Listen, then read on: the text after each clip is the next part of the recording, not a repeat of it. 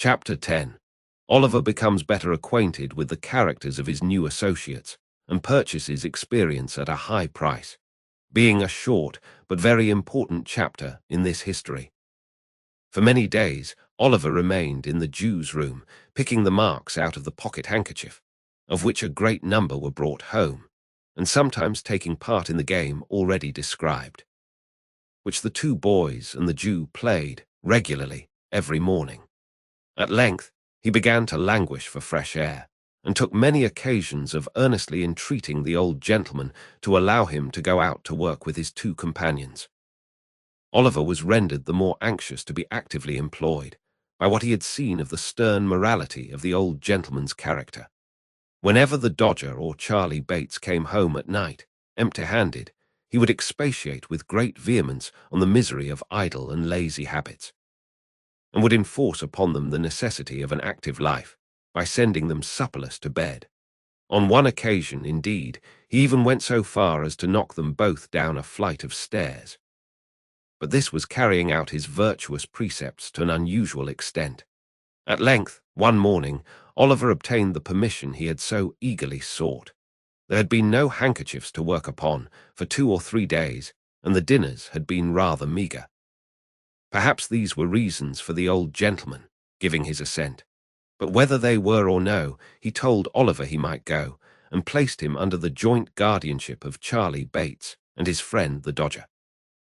The 3 boys sallied out, the Dodger with his coat sleeves tucked up and his hat cocked as usual, Master Bates sauntering along with his hands in his pockets, and Oliver between them, wondering where they were going and what branch of manufacture he would be instructed in first. The pace at which they went was such a very lazy, ill-looking saunter that Oliver soon began to think his companions were going to deceive the old gentleman by not going to work at all. The Dodger had a vicious propensity, too, of pulling the caps from the heads of small boys and tossing them down areas, while Charlie Bates exhibited some very loose notions concerning the rights of property, by pilfering divers apples and onions from the stalls at the kennel sides, and thrusting them into pockets which were so surprisingly capacious that they seemed to undermine his whole suit of clothes in every direction.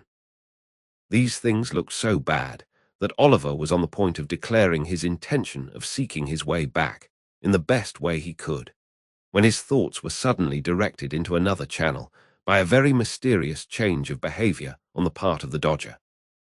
They were just emerging from a narrow court not far from the open square in Clerkenwell, which is yet called, by some strange perversion of terms, the Green, when the Dodger made a sudden stop, and laying his finger on his lip, drew his companions back again with the greatest caution and circumspection. "What's the matter?" demanded Oliver. "Hush," replied the Dodger. "Do you see that old cove at the bookstall?" "The old gentleman over the way," said Oliver. "Yes, I see him." "He'll do," said the Dodger. "A prime plant," observed Master Charlie Bates. Oliver looked from one to the other with the greatest surprise, but he was not permitted to make any inquiries, for the 2 boys walked stealthily across the road and slunk close behind the old gentleman towards whom his attention had been directed. Oliver walked a few paces after them, and not knowing whether to advance or retire, stood looking on in silent amazement. The old gentleman was a very respectable-looking personage, with a powdered head and gold spectacles. He was dressed in a bottle-green coat with a black velvet collar, wore white trousers, and carried a smart bamboo cane under his arm. He had taken up a book from the stall, and there he stood, reading away as hard as if he were in his elbow-chair in his own study.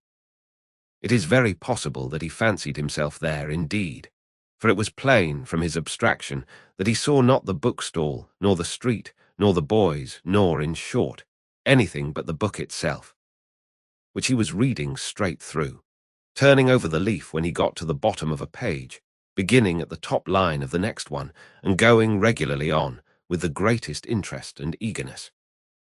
What was Oliver's horror and alarm as he stood a few paces off, looking on with his eyelids as wide open as they would possibly go, to see the Dodger plunge his hand into the old gentleman's pocket and draw from thence a handkerchief, to see him hand the same to Charlie Bates, and finally to behold them, both running away round the corner at full speed.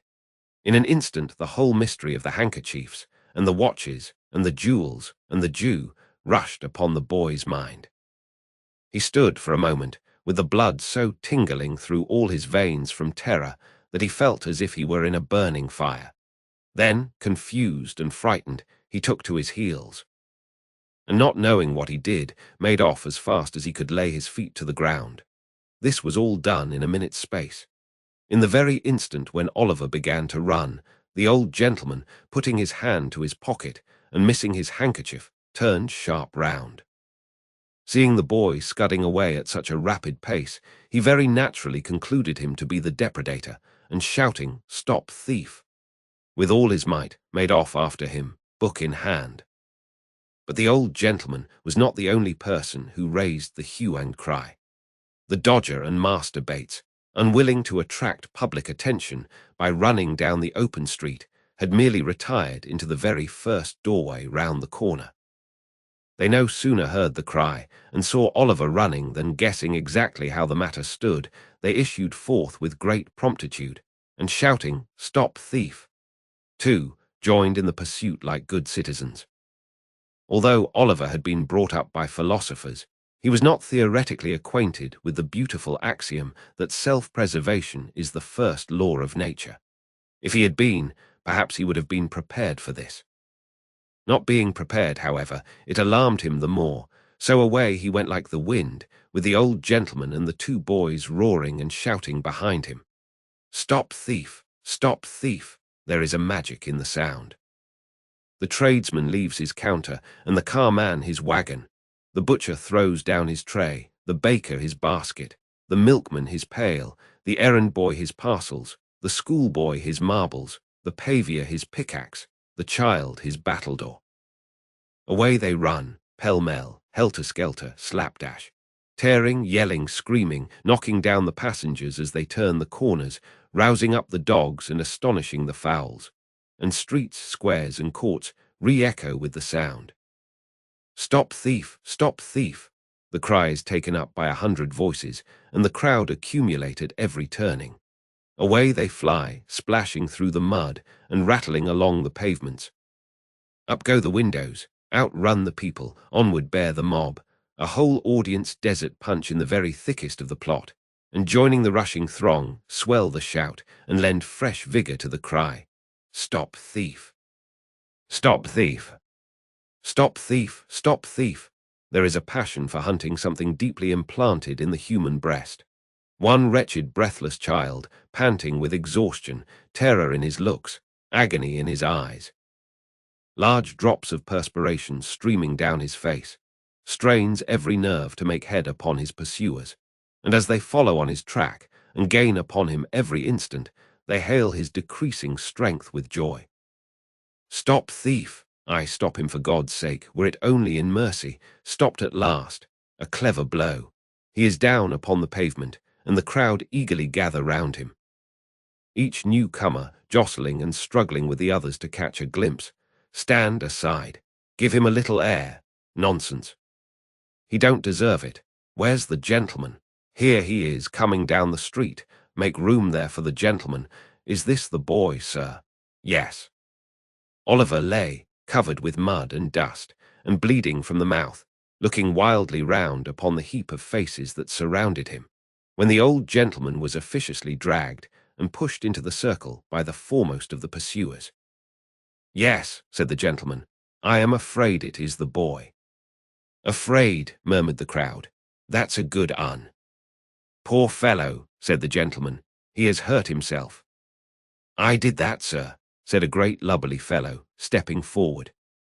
"And preciously I cut my knuckle agin his mouth. I stopped him, sir." The fellow touched his hat with a grin, expecting something for his pains, but the old gentleman, eyeing him with an expression of dislike, looked anxiously round, as if he contemplated running away himself, which it is very possible he might have attempted to do, and thus have afforded another chase, had not a police officer, who is generally the last person to arrive in such cases, at that moment made his way through the crowd and seized Oliver by the collar. "Come, get up," said the man roughly. "It wasn't me indeed, sir. Indeed, indeed, it was two other boys," said Oliver, clasping his hands passionately and looking round. "They are here somewhere." "Oh no, they ain't," said the officer. He meant this to be ironical, but it was true besides, for the Dodger and Charlie Bates had filed off down the first convenient court they came to. "Come, get up." "Don't hurt him," said the old gentleman compassionately. "Oh no, I won't hurt him," replied the officer, tearing his jacket half off his back in proof thereof. "Come, I know you. It won't do. Will you stand upon your legs, you young devil?" Oliver, who could hardly stand, made a shift to raise himself on his feet, and was at once lugged along the streets by the jacket collar at a rapid pace. The gentleman walked on with them by the officer's side, and as many of the crowd as could achieve the feat got a little ahead and stared back at Oliver from time to time. The boys shouted in triumph, and on they went.